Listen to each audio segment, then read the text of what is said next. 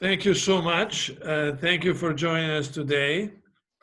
Here in Boston, it's a beautiful day, but I want to really thank you for taking your time to participate in our fourth and last session on bold approaches for the future. This is the part of the MGH Leadership Council's Psychiatry Virtual Visiting Series. And we're very excited to have terrific speakers today for our panel. Good afternoon. I'm Dr. Maurizio Fava, I'm the Chief of Psychiatry at Mass General. And on behalf of the Department of Psychiatry, I'm really pleased to welcome you to this final session of the MGH Leadership Council for Psychiatry Visiting Day Series. The topic for today's seminar is bold approaches for the future, and it speaks to my vision for the department. We clearly, in my mind, must find ways to remove barriers to treatment and end disparities in care. We must ensure access to services for people in need, wherever they might be. We need to share our knowledge with fellow mental health professionals, as well as primary care physicians, paraprofessionals, and community members. And this can only be accomplished with bold approaches that leverage new technologies, groundbreaking research, and the expertise of Mass General Psychiatry. Now, I'm delighted to introduce our four stellar faculty panelists. Dr. Sabine Wilhelm is Chief of Psychology and Director of the Obsessive Compulsive and Related Disorders Program at Mass General. She's also a professor of psychology at Harvard Medical School. Dr. Lee Cohen is director of the Amnon Pinizzotto Center for Women's Mental Health, Associate Chief of Psychiatry for Philanthropy and Departmental Communication at Mass General, and the Edmund and Carol Carpenter Professor of Psychiatry at Harvard Medical School.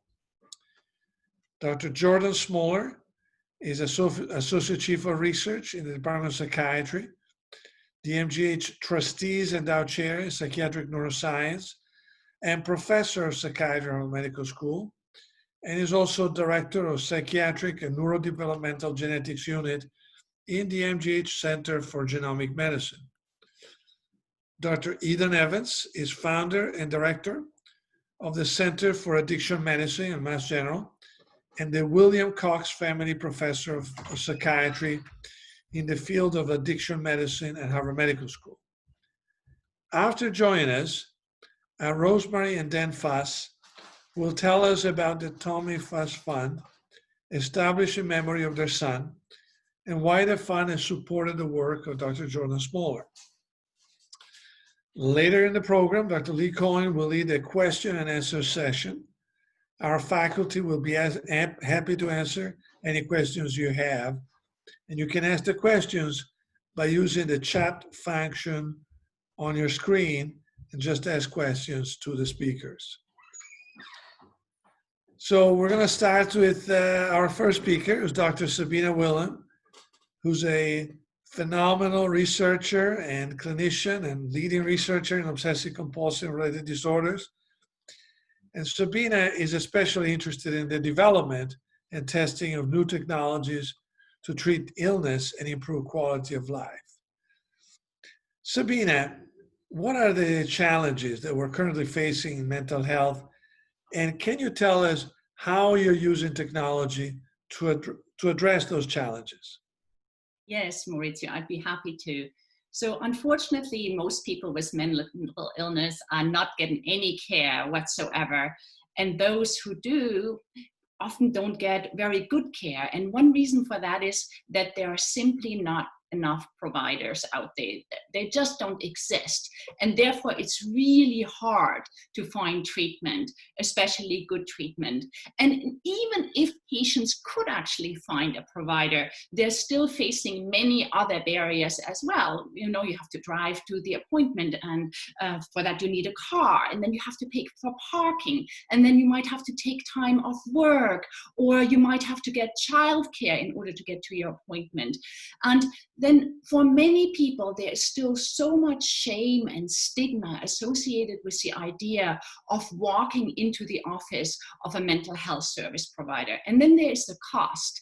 I mean, in Boston, people very often pay upwards of $400 for a psychotherapy session, and who can really afford that? So for the last few years, we thought that technology might be able to provide a solution here, and we were very interested in internet-based CBT. This is basically when you use self-help material and you put it online, you make it available on the internet, and we decided to conduct an internet-based CBT, or cognitive behavior therapy study, for body dysmorphic disorder. So body dysmorphic disorder is a severe body image disorder, and there are very few experts who know how to treat it. So that's why we started with that disorder.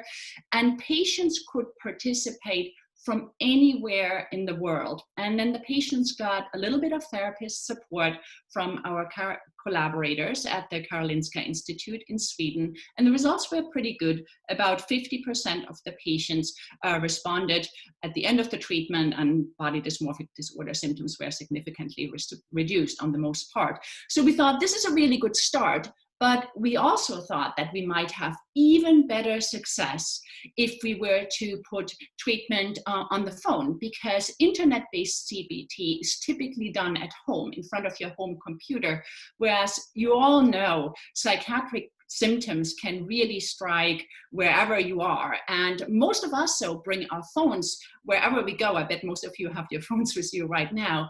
So with a phone-based treatment, we can help patients wherever and whenever they might need it. And phones are now widely used. About 81% of American adults now have a smartphone, and that number is rising. And even in emerging economies such as South Africa, for example, over 60% of adults now have a smartphone. And what's nice about these phone-based treatments is that they can address those barriers that I was just talking about. You know, because many people have phones, you can help so many in needs. It addresses all of these logistical barriers with having childcare and so on that I was just talking about. And I also think those issues pertaining to shame and stigma might be minimized as well, because we are all so used to running our lives with our phones. And of course, in terms of the cost, I mean, phone-based treatments are really inexpensive as compared to face-to-face therapy. So next we set out to develop a smartphone-based treatment for body dysmorphic disorder, but we did it a little bit differently this time, because we decided that now we would collaborate with an industry collaborator. So that was the one change that we made. And then we also decided that we would collaborate with our patients. So we asked several patients who had undergone face-to-face CBT with one of us previously, and they were there with us at every step of the way. They really helped us develop this new intervention. What was also kind of interesting about this cognitive behavioral intervention was that we had a little chat feature built in where our patients could actually chat with bachelor's level coaches and ask them questions and so on through the course of the treatment, so they could get a little bit of help. And they took advantage for that for about 3 minutes a week. We also had weekly safety assessments. And so it was a pretty low touch intervention, but the results really blew us away. At the end of 12 weeks, 90% of the patients responded to the treatment. They really liked the intervention. They really participated in it. And those initial results then inspired us to conduct several other large trials, both with body dysmorphic disorder, but also with obsessive compulsive disorder. We are currently conducting a trial with depression and also one with anxiety. As a next step, and if I could please ask that you share my slide now, Liz, I would really appreciate it. Yeah, thank you. As a next step, we would also like to build in sensors into the treatment. So you may know that each smartphone comes right off the shelf built in with upwards of about 20 sensors. And those sensors can tell us a lot about what's going on with their patient. So for example, the GPS sensor tells us if our patient might have been stuck at home for the last 3 days or so. And if so, we could use this sensor information in order to pipe an intervention in real time to our patient and say, hey, you know, time to go for a walk or time for you to go see a friend. So all of this sensor information is being collected on the phone and no effort on the side of the patient to get this data. All this information could be combined with all of the digital exhaust that patients are leaving on their smartphones anyway, like on their social media, like Facebook or Instagram or so. All of that information could be harvested. It could be combined with the information that's already in the electronic medical record that the patients have. And of course, we can combine that again with the normal clinical assessments that we typically do with our patients anyway. So we could pool all of that data, and then we could use machine learning algorithms in order to process that information and then to ultimately recommend an intervention for this particular individual at the specific point in time. And what that might mean is that certain individuals might still need to see a live therapist or a psychiatrist or so, but others might be able to start with an app. Or again, others might start out seeing a live provider, and then they might just go on in relapse prevention, just seeing a chatbot or so. So anyway, so this is a vision for the future, but we are making good progress working towards it. Maurizio? Thank you so much, Sabine. What a wonderful vision. Because we're tight on time, let's move on to our second speaker, Dr. Lee Cohen.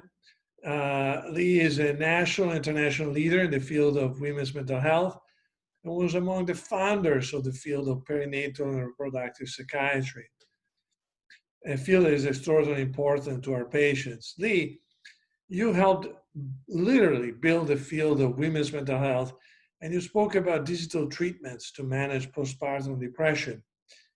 If you could solve one problem in your subspecialty in the next 10 years, what would that be?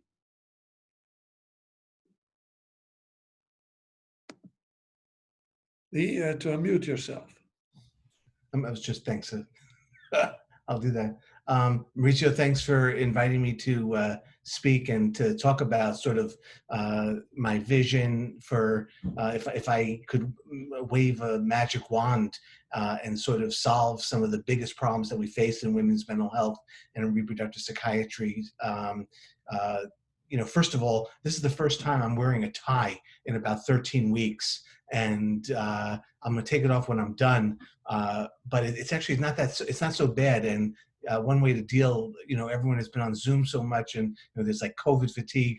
I'm gonna start getting dressed in the morning and putting on a tie because it's certainly a nice way to start. And so just recommending that on a Friday afternoon. But, you know, Maurizio, to your question, when we started our work 25 years ago, taking care of psychiatrically ill women who wanted to get pregnant or who were postpartum, you know, we were actually venturing even then boldly into unknown clinical space. And we started, as you know, because you were a year behind me when we trained, you know, this small service, which grew as we did clinical work and then research in the area of mood disorders in women at various times across the, you know, life cycle. And, you know, in my mind, and to your question, bold advances in the future, and I'm not sure I can frankly narrow it to one, but bold advances in my subspecialty area will be realized when we can do three things. First, I think, as you mentioned before, we really need, and as Sabine was talking about, we need to scale access to care. We need to couple, for example, digital screening for depression during pregnancy and the postpartum period with digital treatments for specifically for perinatal depression. And if I could see my first slide, this is a, if people can see my first slide, it's going to come boot up right now. So this is the perinatal depression scale in an app form. It's a screening app, which is free on the App Store. which has been downloaded by 10,000, tens of thousands of users. And a donor to our center has provided funding for a junior faculty member to develop what we call the back end of this app, which will deliver a digital treatment for depression. This alone, or with medication, will mitigate suffering for postpartum depression, which is actually the most common complication in modern obstetrics. These sorts of interventions allow us to scale access to the underserved as well, and to address disparities in treatment of depression during pregnancy and the postpartum period, which we know, based on some recent data, is an issue. We also need to be bolder, in my mind, as we teach colleagues the best clinical practice. And we need to scale our ability. We've talked a lot about scaling interventions, but we need to scale our ability to teach the thousands of healthcare providers who are involved with the treatment of psychiatric disorder. Can I have my next slide? This slide goes back about 20 years when we got some funds from a dear friend of MGH Psychiatry, Carol and Ned Carpenter, to set up this very first website. This is so pre when it was cool to have websites and everybody had websites. This was a first, and we wanted to share information with colleagues about taking care of psychiatrically ill women during pregnancy. I think we got about 1,000 views in the first months or so, and kind of the next slide. But today, the womensmentalhealth.org, which is curated and edited by Ruta Nonax in our program, gets 2 million views a year. We have 8,000 subscribers to the weekly blog. And we feel an obligation to provide the best information and toolkits to our colleagues. And then we need to be available, I think, in the sort of the next step in the future to answer the questions in real time of our colleagues out in the field. Next slide. When COVID hit, Marlene Freeman and I had this idea that we should make an extra hour available to us, we should make an extra hour that we had available. Everyone's time is tight, but we wanted to do something to give back. And so we set up virtual rounds after our own rounds that we have still by Zoom for our program. We set up virtual rounds at the Center for Women's Mental Health, where we get, whether the clinician is in California, Wyoming, Boston, New York, all over the country, we get people signing on, and we really feel that it's the combination of information by way of digital information resources, as well as being available in real time to our colleagues digitally, that'll make a difference.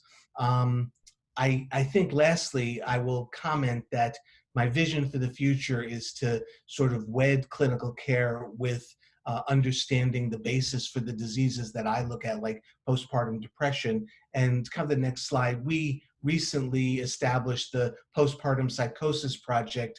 Postpartum psychosis is one of the most severe forms of depression in postpartum women, and we want to understand this disease at the level of the genome. So we are gathering DNA from patients who suffer from postpartum psychosis from all over the country, and working with our colleagues in psychiatric genetics, in Jordan's lab and other labs, to do team science so that we can better understand something that can be devastating. So to finish up, Maurizio, I think we have to be bold looking ahead to the future, and the stakes are just too high to do anything less. I think we do that by enhancing access to care and seeing that we leave no patient left behind. I think we'll develop new treatments. They'll be pharmacologic, they'll be non-pharmacologic. We'll use the newest technology.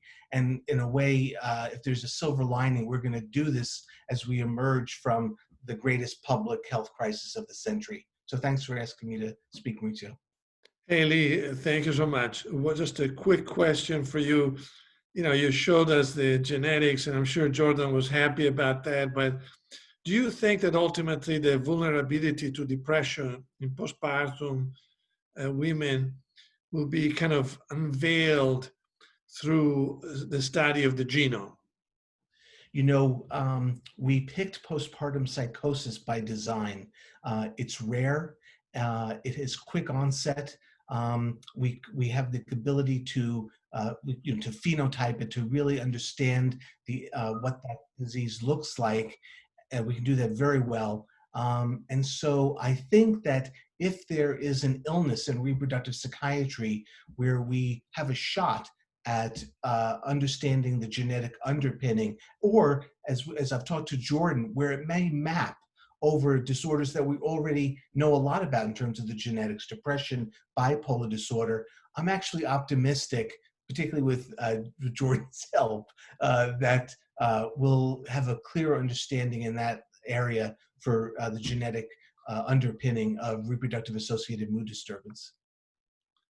Thank you so much. We're very fortunate. Our third speaker is Dr. Jordan Smoller. Jordan's focus is on adapting precision medicine to psychiatry to enable early intervention and targeted approaches to treatment. Jordan, can you tell us about precision psychiatry and your work to create tools using clinical, genetic, and other data to guide clinicians in how we treat and prevent mental illness? Unmute. Okay. Yes. Thank you, Maurizio. Thanks for having me join today as well. In response to your question, I guess I'll start by saying that I think that our field of psychiatry is really at a sort of singular moment of both challenge and opportunity, because on the one hand, we have treatments that help many people and they are life-saving for some people. But we know that for too many people, they're not effective or they're not well tolerated. We have no way of knowing which treatments will work for which patient ahead of time. We have seen a growing recognition, I think, that that mental health is essential to overall health. And there's been some progress in overturning stigma. But the reality is that our approach to diagnosis and treatment is still based on insights that are decades old. We recognize that early intervention can improve outcomes, but we actually have few tools to identify people at risk or to prevent illness. And so the bottom line is that there are a lot of big, urgent, and unanswered questions out there. The good news, I think, is that we now have tools, powerful new opportunities to address those kinds of challenges. So, for example, genetics, as we just heard, and neuroscience are kind of providing some of these tools to open up new avenues for treatment. Big data and machine learning, we heard a little bit about that already, can help us to potentially intervene early. But the fact is that right now the practice of medicine is still sort of a one-size-fits-all trial and error kind of approach. So if you go to see the doctor for treating anything from depression to heart disease, you're likely to hear something like, for example, here's a medicine that has worked for many people and we hope that it will work for you. Our interventions are really designed based on what we know about the average patient. And the fact is that none of us is the average patient. We're all unique. So many fields are now moving to this new paradigm that we call precision medicine. And that is the idea that we can do much better in terms of how we prevent and treat and diagnose disease by taking into account our individual differences in lifestyle and diet and in biology and in the environments that we live in. And so here at MGH, what we're trying to do is really lead a transformation of the field by moving, bringing to bear this kind of approach to psychiatry to develop much more targeted and effective approaches for treatment and prevention. So to do this, we are actually launching, and I'm going to pull up a slide here and share my screen. See if I can do that agilely. Okay, you see that, I believe. Right. Okay, so we're launching this new center for precision psychiatry, which is going to be dedicated to this and to building what we call a learning health system, where we can kind of gather data and rapidly integrate new discoveries into clinical care, learn from them, and just keep refining our efforts to make them better and better. And we're focusing on three main areas where we think we can have particularly strong impact. One of them is risk prediction, prevention, and enhancing resilience. Another is matching patients to the right treatments, which I mentioned is something we're still struggling to do. And using genetics finally for developing or guiding the development of new treatments. So let me give you an example, just one example of the kind of thing I'm talking about. And that has to do with the fact that we're making a major investment in tackling the problem of suicide, which, as we all know, is a devastating and growing problem. Since 1999, as you can see on the slide, the death rate from suicide has increased by 35%. It is now the second leading cause of death among young people. And previous studies have shown two sort of important facts. The first is that most people who attempt or die by suicide are seen by healthcare providers in the months leading up to the event. So this gives us an important but often missed opportunity to intervene. And the second is that 50 years of research has shown that clinicians do no better than chance, basically a coin flip, at being able to predict whether somebody is really at high risk of attempting suicide. So several years ago, we decided to take advantage of the vast amount of data that are captured in the electronic health record. So every time you see I'm going to stop this share if I can. Every time you see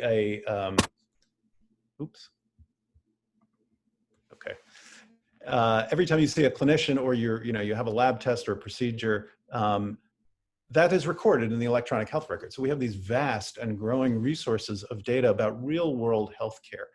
And so we wondered, could we use that massive amount of data and also apply what we call machine learning? These are approaches that can make use of this vast amount of data to train a computerized algorithm that could identify people at risk. And so with support from the Tommy Fuss Fund, which you will hear about, we launched our research, and we used data from more than 2 million patients in our system. And we trained a computer algorithm to identify those features that best distinguished those people who went on to attempt suicide from those who didn't. And the results were very encouraging. So this algorithm is able to detect 45% of all suicide attempts on average about 3 years in advance. The fact that we could get good results in our healthcare system is great, but we wondered if this could now work elsewhere as well, how generalizable it is. So we partnered with 5 other large healthcare systems around the country and wanted to see if this approach would work there as well. And a couple of months ago, we just published the results. And we found that indeed, the performance of our approach was basically the same in all of these healthcare centers. So we detect about 40% of suicide attempts on average about 2 years in advance. And we are now partnering with software developers at Harvard Medical School to develop what we call a clinical decision support tool. So this is basically an app that can be plugged into the electronic health record when the clinician is meeting with the patient to assess their level of risk. And we are now gearing up to launch a clinical trial that will pair this risk alert system with an intervention that's been shown to reduce the risk of or prevent suicide. So we are enormously excited, as you might imagine, by the prospect of actually using this sort of precision medicine approach to prevention to improve outcomes and hopefully save lives. So that gives you a little bit of a flavor of some of what we're working on. Thank you so much, Jordan. Now, in light of the impact that COVID-19 has had on our lives, and the fact that the researchers predicted we're going to go from 44,000 suicides to 67,000 suicides each year in the United States as a result of COVID-19, it seems to me that your work on prediction is absolutely critical. What are some other ways that your center is trying to apply precision psychiatry to address important challenges? Yeah, thanks. Well, we are pursuing a number of other kinds of studies to address important questions, some of which are really highlighted by this COVID epidemic. One avenue that we're really working a lot on is finding actionable evidence-based strategies that can prevent depression and enhance resilience. So a series of studies led by the postdoctoral fellow Carmel Choi and our group have combined genetics and large data resources. And we've shown that two factors have a major and powerful causal role in reducing the risk of depression. The first of those is actually physical activity. What we've shown is that increasing physical activity of various kinds, from low-level activity to vigorous exercise, has a significant and consistent effect on reducing the risk of depression. The second factor, very relevant now, is social connection. The more connected we are, the more close, confiding relationships with friends and family, the lower the risk of going on to develop episodes of depression. And interestingly, those protective effects of physical activity and social connection can overcome the increased risk that we see with having a genetic vulnerability or from being exposed to major adversity or trauma. That's what the genetic parts of those studies show.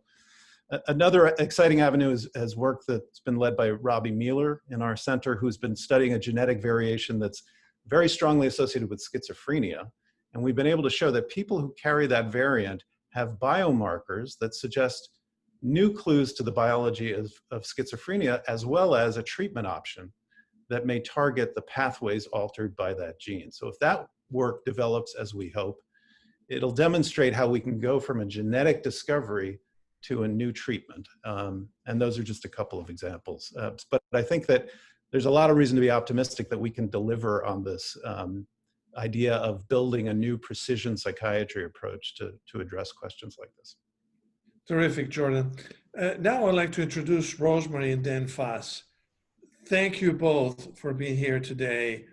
Can you please tell us about the Tommy Foss Fund, named after your son Tommy, and what led you to support Jordan and his work here at Mass General?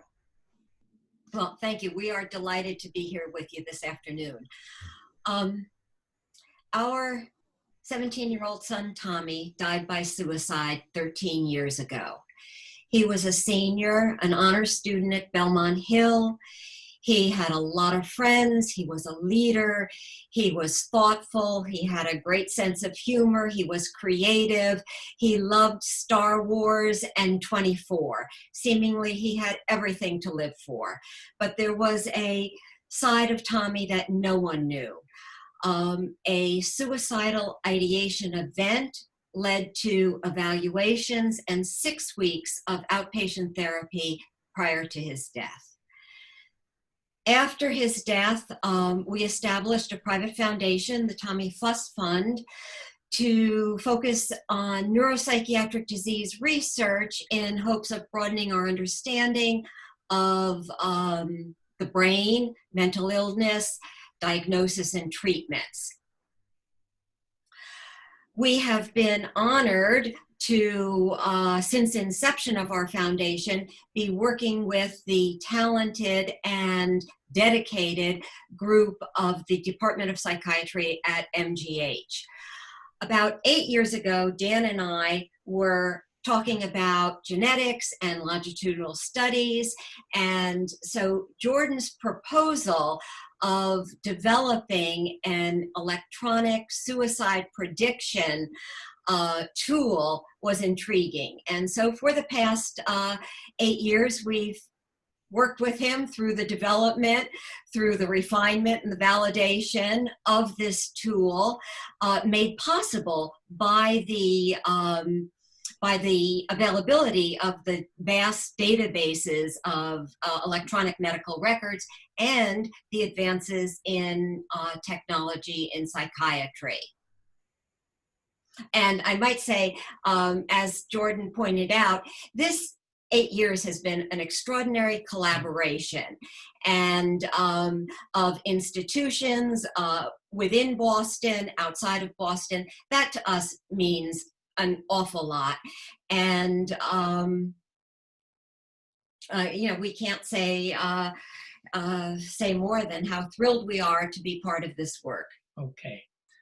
Rosemary's done the heavy lifting, and I apologize. I can't find my tie here. So now it takes time for research to feed through to practice, to assessment, to assessing any kind of risk.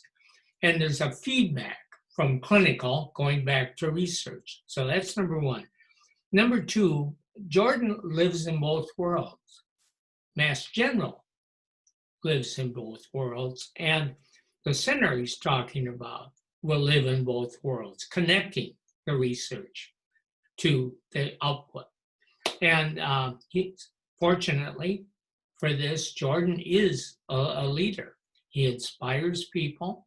He's a mentor. And he looks forward. And you can't go with something like this and then have it die out as people die out, as people are not there. You have an effort that you want to keep going and to have grow and expand, not just within the institution, but outside of the institution. And I think that is what makes Jordan special here, and it really makes the center very special. Thank you so much, Rosemary and Dan. Your support of Jordan's work has been critical and really helped us establish the Center for Precision Psychiatry that Jordan has launched. But Jordan, can you talk to us about Rosemary and Dan's support and how it has impacted your research? I would be delighted. I'm, first of all, so grateful for their being here and for their support. The impact of their support has been just absolutely transformative for us. It allowed us to launch the studies of suicide risk prediction and prevention that I described before, but it's also gone way beyond that. As a result of the support, we have formed collaborations to tackle this problem with colleagues at Boston Children's Hospital, at Harvard Medical School, researchers across the country, as Rosemary indicated. It's supporting new work on the genetics of suicide. It's enabled us to secure now a large NIH grant to expand the work, and also a newer project funded through Harvard Medical School, and to train promising young researchers who are now building their careers in this area and would not have been able to before. And our center has made this kind of work, suicide prevention, a centerpiece of what we're doing. Dr. Fava this year convened a suicide think tank that I have the privilege of co-leading with Dr. Andrew Nierenberg, that's begun to mobilize scientists and clinicians across the MGH to focus on the problem. But what has also been just remarkable to me, and I think they alluded to it in their comments as well, is just the collaboration that Rosemary and Dan and the Tommy Fuss Fund has really partnered with us throughout this process and provided not only their support, but their insights and suggestions and passionate commitment to the work. And so for me personally, it has been a privilege to help carry Tommy's legacy forward in ways that we hope will make a difference for many other young people and families for years to come. So I thank them. I also want to thank the other families on the Leadership Council that have made it possible for us to launch our Center for Precision Psychiatry and pursue some of these projects. Thank you so much, Jordan. Our final speaker is Dr. Nadine Evans. And Nadine is an amazing clinician, researcher, bridging neuroscience to clinical work. And she's working on to develop an entirely new way to detect impairment from intoxicating substances that could be deployed at roadside and workplaces. Nadine, you founded the Center for Addiction Medicine at MGH. You've done an amazing job at it to better understand and find new treatments for substance use disorders. Can you tell us how that work led you to develop an objective, quantitative tool to detect impairment? That's things like for engineers. How did you come up with that idea? You have to unmute. Yes, thank you, Maurizio, and thank you for the opportunity to talk about this work. Looking back, it's hard for me to believe sometimes that I can be part of this incredible team at Mass General. And I noticed that several people attending today have supported the work that I'll present. So thank you so much for helping us to launch and to sustain this work. So to your question, Maurizio, at the Mass General Center for Addiction Medicine, we worked for years to learn how using drugs, how exposing our brains to addictive substances can impact the brain's structure and the way that it functions. It causes lasting changes that underlie the often lasting impact of substance use disorders like craving or risk for relapse that last even into long periods of sobriety. And so we at the Center for Addiction Medicine, or CAM as we call it, have worked to learn how the brain functions differently in those who develop addictions and in those who are able to successfully quit using substances. So we are a little bit known for our work on the impact of drugs in the brain. And in 2016, we got a call from the district attorney's office in Denver.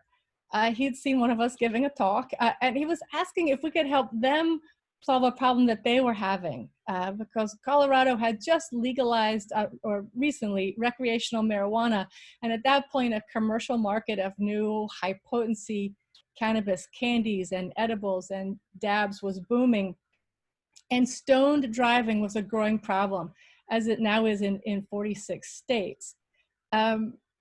And he estimated that serious accidents with stoned drivers had at least doubled.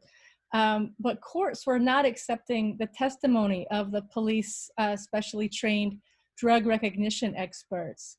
And Liz, I think we have a picture. If you would show my first slide. So the drug recognition expert here is pictured giving what's called a field sobriety test that was basically becoming considered not only inaccurate for marijuana, but importantly prone to bias on the part of the officers. So they weren't able to show or to prove that people were impaired, even though the accident rates were going up quite a lot. And for marijuana also, he explained that blood and breath measures are not useful because a given concentration of marijuana in breath that causes impairment in one person doesn't necessarily cause a problem in another person. So we're all very different in how our bodies process marijuana.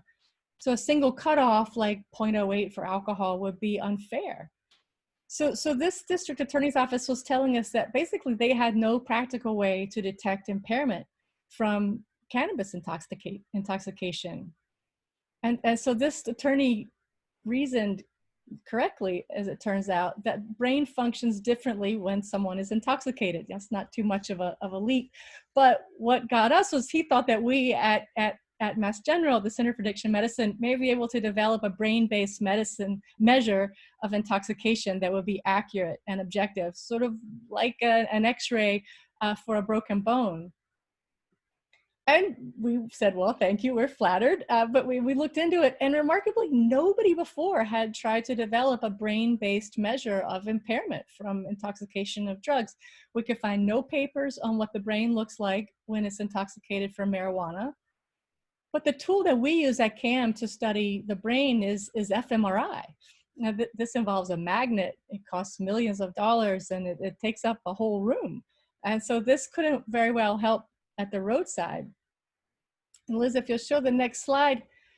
But we realized that recently a new method had been developed to study the brain, partly developed at Mass General, to study brain activation. And it works a little bit like a pulse oximeter that you may have seen to detect oxygenation. You know, people would have it on their finger in the hospital. And it also works like the so-called bold signal in fMRI. Just by shining a strong light onto the scalp and using a measure of the light that comes out a few centimeters away to calculate blood flow and the brain activity it supports in the outermost several centimeters of the brain. So at Mass General, at CAM, we've now brought in hundreds of people and taken FNIRS, it's called FNIRS measures of their brain activation patterns before and over several hours after taking THC. Using a device that's pretty clunky only for the lab, like this one. And now we've published a number of papers demonstrating that prefrontal brain activation increases when you're trying to remember something when you're intoxicated with marijuana, and that a difference also in resting prefrontal brain connectivity can be used to actually differentiate marijuana intoxication from no marijuana or placebo, and also importantly from a dose of marijuana that didn't cause intoxication or impairment. And we found that the impact of intoxication on brain function is even larger than the differences we have between us as individuals. So it can actually be used as a test for intoxication. And that's big. We haven't developed any actual tests in psychiatry using brain imaging yet.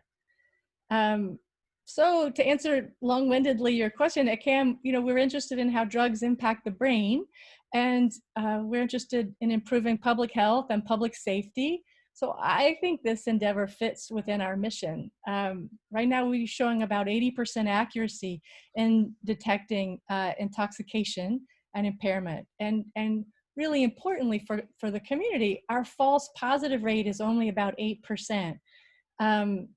And while the false positive rate, on the other hand, of the specially trained police officers doing the gold standard field sobriety test is nearly 30%. So nearly 30% of the time when we gave the participants placebo, the police drug recognition expert called them too impaired to drive. So that's what we're doing in CAM on impairment, Maurizio. Well, thank you so much. This is really important work, with the legalization of marijuana. There's no question that we want our streets and roads to be safe. And you're developing a tool that could potentially save lives. So thank you for doing that. At this point, I'd like to ask Eden just one more question before we go on to the Q&A. Now, if you think about all this work, do you think that in some ways you can use these principles to actually, identify impairment with other substances? That you started with marijuana, but you think you might be able to one day detect other forms of impairment? That's our hope. So right now, we have shown that having some medicines on board doesn't mess up our ability to detect impairments. So having an antidepressant on board, or some nicotine on board, or an antihistamine in your body doesn't change the ability. We are interested in looking at impairment, though, and so impairment from other drugs of abuse. We're also quite interested in looking at impairment due to concussion. So, and seeing if we can time resolution of concussion so that we can inform people when it's safe to go back to playing, say, their high school sports. But really, our motivation for doing this work was to find a way to improve public health by improving the safety of our roads. Yeah. Well, thank you so much. I have to say, though, that being able to tell when people, when kids are safe to go back to the sport after concussion is so important. Having coached both soccer and basketball, I gotta say that's really important. Anyway, at this point, we're gonna move on to our Q&A. So please use you have a chat function. Please use the chat function to ask questions to our panelists. And the master moderator, my friend and colleague Lee Cohen, is going to moderate the discussion and moderate himself. So Lee, go easy on yourself, okay, when you moderate. But I'm going to kind of pass the baton to Lee, and who's going to moderate the session. Take it from here, Lee. Thanks, Maurizio. We decided several months ago to transition from virtual, from real-time visiting day that we've had for years to this virtual visiting day series. And, I'm so pleased that we're finishing this series in a way with a look to the future, because the period that we're in, which is very challenging, it's going to get better and it's going to end. And so it's terrific to sort of listen to distinguished colleagues, frankly, talk about a vision for advancing science and advancing clinical care. I want to sort of start with that. because it's been really a privilege to sort of participate in this over the month. So we actually had multiple questions coming in for all of our speakers. So Sabine, back to you in a way. First one, which is, as you spoke about digital interventions, how do you, where does safety come in terms of how do you ensure sort of safety of the patient when the patient isn't in the office? It's sort of a practical question, but such an important one. We take care of patients with severe illnesses. And so somebody asked about sort of how do you deal with self-harm issues when you're dealing with digital technologies? Yeah, that's an excellent question. So in our internet and app-based treatments, we usually administer weekly safety questionnaires that then trigger a follow-up call from one of our clinicians to the patient in the study. And then we do it a little bit differently in different studies. But for example, in the global study, we had identified mental health centers in the patient area who would be who would be available 24 hours a day to help our patients. So for instance, we had patients participating from India and Sri Lanka, and we knew exactly where they could go in the event if we were concerned about their safety. Terrific, thank you. Actually, someone asked me a question, so the question was sort of, is postpartum if postpartum depression, Lee, is so common, will there be advances in preventing postpartum depression if it's indeed the most common complication in modern obstetrics? It's such a critical question because this is an exceedingly common illness and can be devastating for women and their families. And so we have some literature, particularly in at-risk samples, that if we actually, even if women have not been on antidepressants during pregnancy, that if we use antidepressants right before women deliver, that we can mitigate risk for postpartum depression. And we're very excited because we know that despite the advances with pharmacologic interventions, many women, both during pregnancy and the postpartum period, want to avoid using medication. And so we're actually involved in a study now where if we can use mindfulness cognitive behavioral therapy, if we can use it as a prophylactic intervention, both during pregnancy and the postpartum period, to avoid women relapsing during such a critical time in their lives. So it's prevention in the area of perinatal psychiatry is a hugely important area. Jordan, a question for you. Jordan, you spoke a lot about, in a way, how it's not, in a way, your mandate to sort of take the field forward into precision psychiatry is it's not one size fits all. And so someone says, my doctor asked me, I'm on an antidepressant and my doctor asked me to get a blood test and that it was going to get a genetic analysis to see if my medicine fit in on a gene chip. At least that's basically what the question said. Why do I need more than that? Right. Great question. And this is something that comes up a lot because in some ways this idea of genetic testing for what antidepressant is going to work is partly the vision of that we're talking about. The challenge is that the tests that are currently available have not really, to many people's satisfaction, including me, shown their ability to really change management or impact outcomes. And so there have now been a number of trials that have suggested that these tests, for the most part, don't seem to, the use of these tests doesn't seem to be associated with improvements in, depression and the primary outcomes that these studies have done. So personally, I think this is a huge area for advance, but I feel like it has not reached prime time yet. I have not ordered those tests for patients myself. Not to say that they couldn't be helpful in certain circumstances, but I think they need more work at this stage. Thanks, Jordan. Hey, to you, Eden, there was a question about you had that slide where someone sort of hooked up to some apparatus. Is there an actual signal that you're looking at that correlates with impairment? There is actually, and Liz, if you can show my last slide, I'd be happy to show that.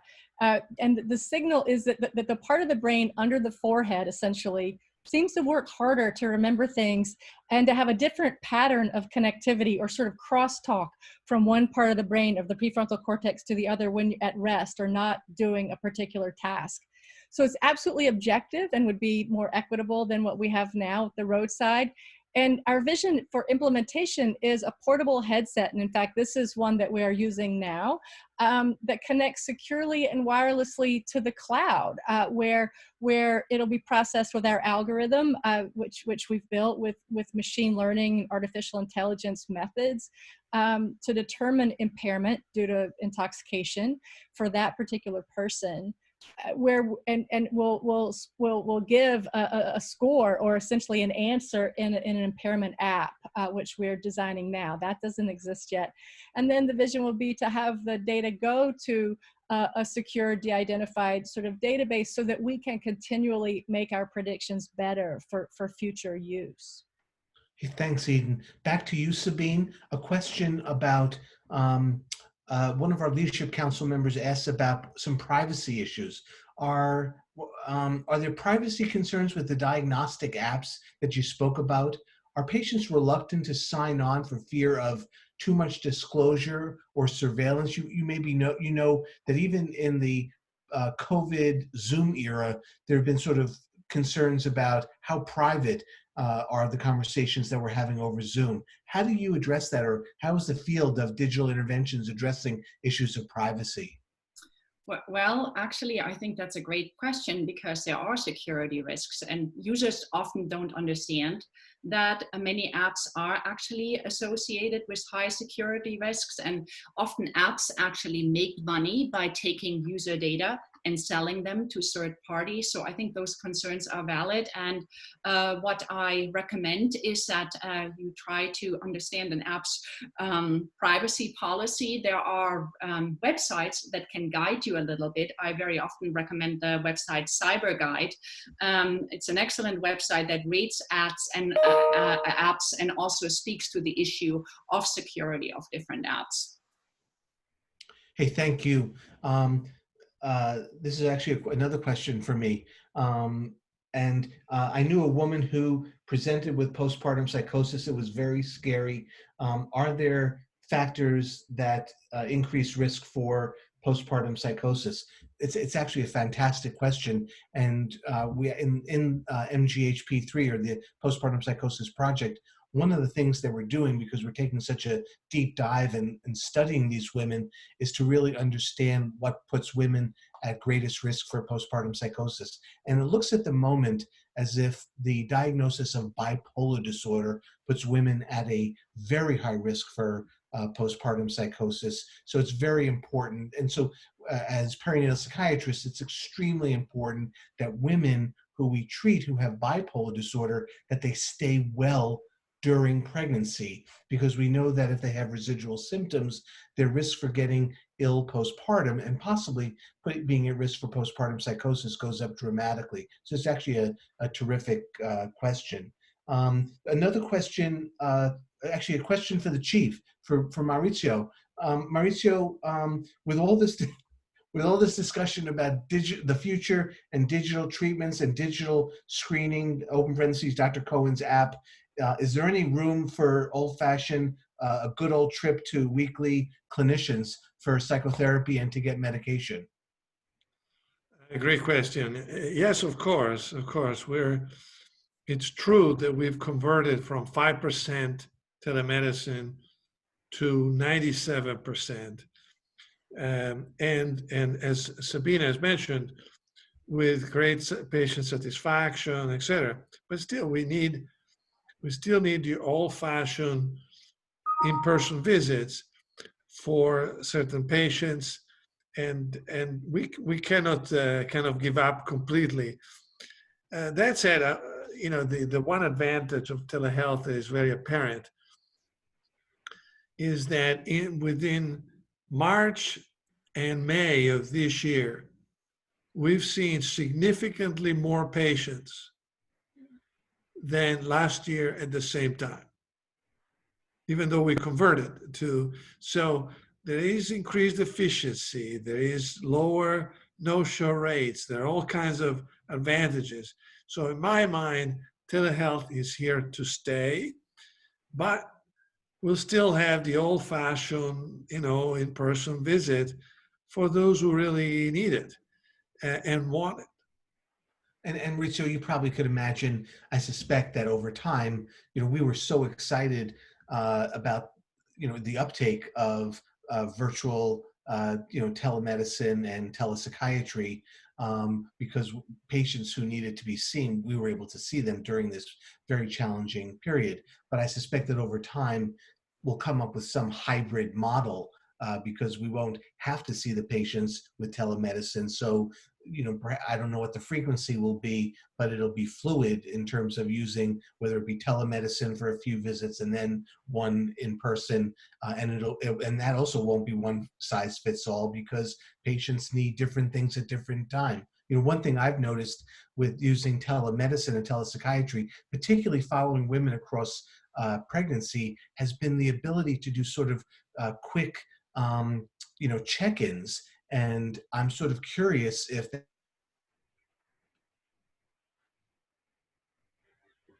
that ability to will mitigate risk for patients either relapsing, because you can catch it earlier because they were able to pop on a Zoom call or something, and you can intervene before patients are fully syndromal. Any thoughts, Maurizio?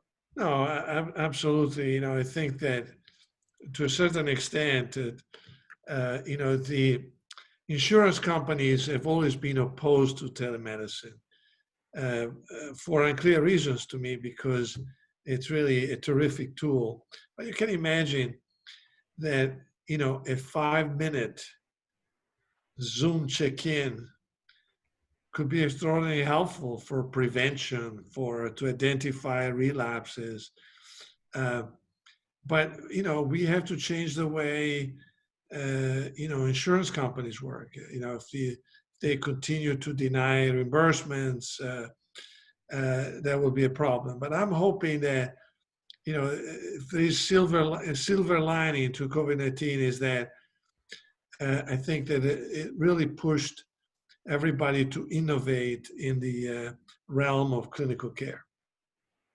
Another question for Jordan. Jordan, during your talk, I think you had one slide that made mention of, the electronic health record. And I was curious, even just to date with the data in hand, are there variables that you've identified looking at EHR data that sort of paint the picture of who's either at risk for committing suicide or who actually go on to kill themselves?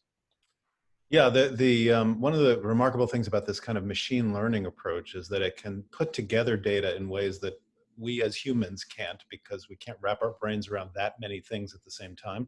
So the things that rise to the top as risk factors, many of them are the things you might have imagined: substance use, prior psychiatric history, and so on. But some of them are surprising in ways that possibly suggest new clues. Things like certain kinds of infections, certain kinds of orthopedic or injury things that don't necessarily pop out as why that would be the case. So they may just be predictors because they're attaching to other things that are causally related, but it does suggest that there are places that we need to look or think about beyond the usual sort of suspects of risk factors. So that's Jordan, you really can interesting. wait, and you have the luxury of doing that across an entire health system, or Right. across all the partners. Millions of people. It's Yeah. a huge amount of data, presumably. Exactly. Sabine, back to you. There was a question that came in, and in a way it dovetails a little bit with what Jordan was talking about in terms of precision psychiatry, because Sabine, you were talking about the move to using sensors on smartphones, and the question was, are there any data to suggest that particular wearables or particular types of data that you're collecting translates into, for example, risk for a particular illness? Yeah, this is a great question too. We are actually examining this right now. So we are, of course, working in OCD and anxiety, and we are particularly interested in the GPS sensor because it gives us a good sense of how much patients avoid. Possibly also the accelerometer, because we might get a sense of rituals and so on that patients might be engaging in. And we don't have results yet because we're just starting this research, but we are using those sensors in order to predict risk for suicidality, right? Because if we assume that our patients, if they stay at home and if they keep avoiding feelings that we see so often in our patients, feelings like shame and loneliness will increase, which then in turn will be a risk factor for suicidality. But that research is ongoing. So if you ask me again in another year, I might be able to tell you a little bit more about it. But just following up, Sabine, there was sort of the extension of this question. You made reference to sort of the use of a coach. And so someone asked for sort of like, is it psychotherapy or is it a digital intervention? So like, where does the coach fit in? Yeah, actually, we've done it different ways. So in the first studies that we did, we had real therapists helping our patients. And the treatment was delivered through, in this case, the first studies were internet-based CBT. So the first treatments were delivered through the internet. But the therapists spent very little time with the patients. It was only about 10 minutes or so a week. And they then said, look, you don't need licensed therapists for this. You could do this with bachelor's level people who would just motivate the patients a little bit. So in all of the current studies that we are currently running, our bachelor's level coaches who are literally just out of college are helping our patients, not so much with treatment tools, but more almost like cheerleaders, like, hey, you've done such a good job, or, oh, I noticed that you haven't logged into the app for a while. So the coaches really don't do the therapy. The therapy is being delivered through a smartphone or through the internet. Hey, thanks, Sabine. Jordan, a question back to you. This person made reference to the very lengthy introduction that Maurizio gave you, suggesting that you have multiple titles. And so this sort of jumps, this is sort of using that as a jumping off point. The question was, suicide research and risk factors is exceedingly important. And so what's the interface between the work that you do, Dr. Smoller, in psychiatric genetics and psychiatric neuroimaging to try to refine a model for risk for suicide? That's a great question. We are very actively engaged in bringing genetics to this task, and we have done some of the first and largest genome-wide studies of the genetic basis of suicide attempt and suicide death.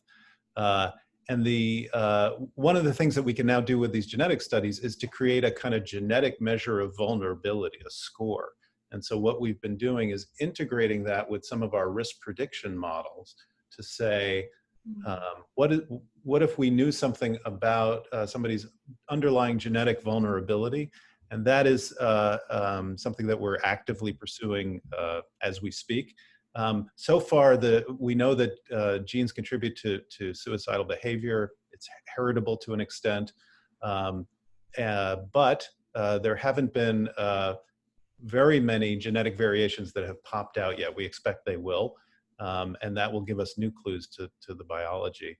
Similarly with imaging, we can now put all of these things together in theory to get much better and richer ideas about what puts people at risk. Hey, thanks, Jordan. Eden, a question for you. This is actually somebody from today's audience from Colorado who made the comment, I'm from Colorado, and where marijuana use is very common, and are there any data on variability in cannabis intoxication, whether I buy sativa or indigo? So, so by different strains of cannabis, and I don't know if you had a sample size large enough, but are there differences? It's, in a way, not all marijuana is the same. And so I was curious how that plays out in terms of the work that you're doing. That's a great question. So certainly there's different THC content in different kinds of marijuana, different formulations, and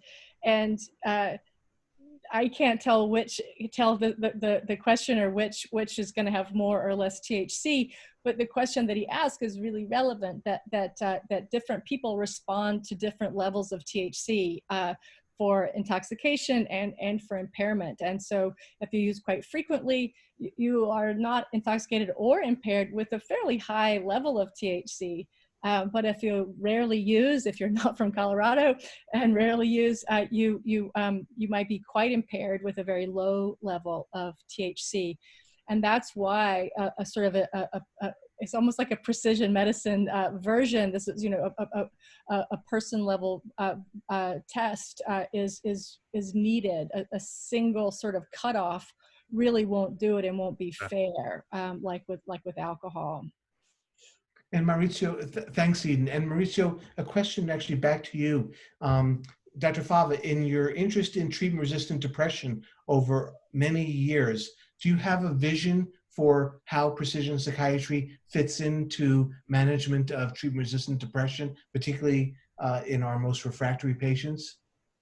It's a great question. I think absolutely. You know, thus far, you know, over the years, we've used a trial and error system to select next steps in resistant depression.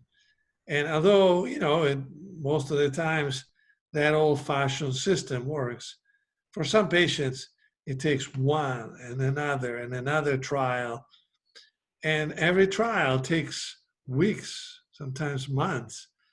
So being able to go straight to the treatment that is most likely to be effective for a given patient, I think is absolutely critical.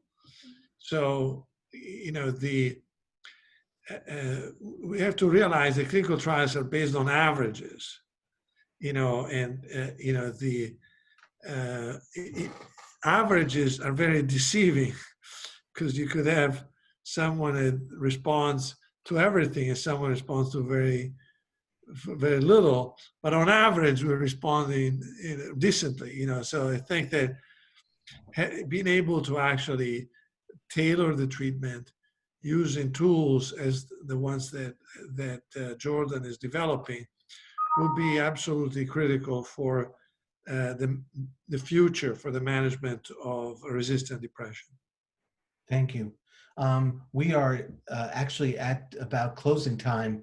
It's an opportunity to thank my colleagues, both today, Eden Evans and Jordan Smoller, Sabine Wilhelm, and Maurizio, of course, our chief.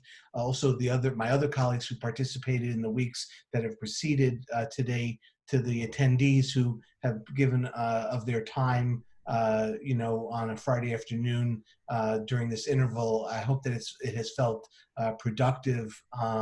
And so on behalf of the department and my colleagues who have participated in virtual visiting series, I really want to thank you and wish that you are all and continue to be safe and healthy. Thank you so much for joining us today, and goodbye. Thank you.